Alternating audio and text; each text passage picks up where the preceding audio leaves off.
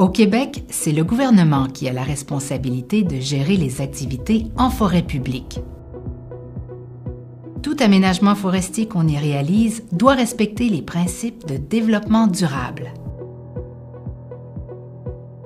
Le but, c'est d'assurer la santé, la diversité et la pérennité de la forêt, ainsi que la stabilité de l'ensemble des activités qui s'y déroulent. Par exemple, comment le gouvernement s'assure que la ressource se renouvelle?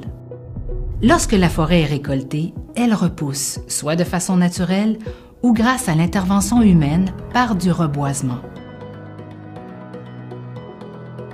Pour gérer adéquatement les forêts, les professionnels forestiers du gouvernement planifient l'ensemble des interventions, appelées traitements sylvicoles, qui seront nécessaires au cours des années à venir. Pour y arriver, ils utilisent des outils de pointe qui leur permettent d'acquérir la meilleure connaissance possible des écosystèmes en place.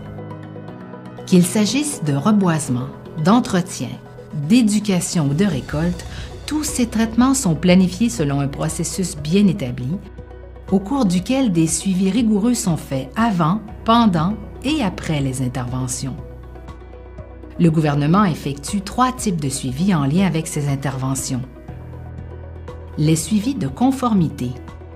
Effectués immédiatement après des travaux, ils permettent de valider si la réalisation est adéquate. Les suivis d'efficacité.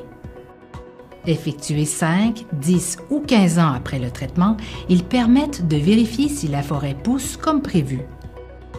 Les suivis de validation. Effectués tous les 5 ou 10 ans, dépendamment des traitements, ils permettent de valider la croissance de la forêt sur une longue période. Est-ce que les prévisions de croissance de la forêt établies lors des traitements sylvicoles ont donné les résultats attendus? C'est ce que révèlent ces suivis de validation, aussi appelés suivis des effets réels.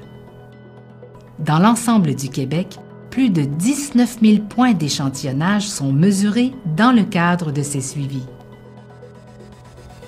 Combinés aux résultats de l'inventaire écoforestier, ils alimentent les modèles en comparant d'une part la croissance mesurée et d'autre part la croissance prédite.